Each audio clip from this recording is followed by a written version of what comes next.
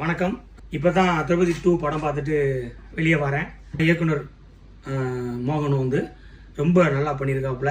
அதாவது ஒரு இயக்குனர் வந்து தான் மனசில் என்னன்னாலும் கற்பனை பண்ணலாம். ஆனால் அந்த கற்பனையை ஸ்க்ரீனில் ஆன் ஃப்ரேமில் கொண்டு வர்றதுக்கு ஒரு ப்ரொடியூசர் கிடைக்கணும்.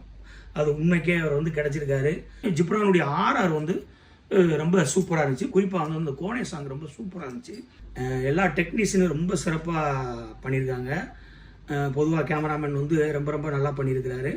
அப்புறம் ஒவ்வொருத்தருமே ஆர்ட் டிபார்ட்மெண்ட்டாக இருக்கட்டும், ஃபைட் மாஸ்டராக இருக்கட்டும், எடிட்டிங்காக இருக்கட்டும், இப்படி எல்லாருமே வந்து ரொம்ப அழகாக பண்ணியிருக்காங்க.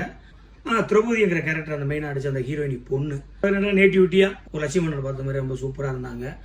அப்புறம் படம் வந்து ஒரு 13ஆம் நூற்றாண்டில் நடந்த இந்த வல்லாளதேவ மகாராஜா அவருடைய ஆட்சி முறை எப்படி இருந்துச்சு, அந்த காலகட்டத்தில் நடந்த பிரச்சனை என்ன, தன்னை சுற்றி உள்ளவங்களையும் அவரை வந்து எப்படி தன் உயிரை கொடுத்து காப்பாற்றினார் அப்படிங்கிற விஷயங்கள்லாம் நிறையா ஒரு லைவாக நல்லா பதிவு பண்ணியிருந்தாங்க.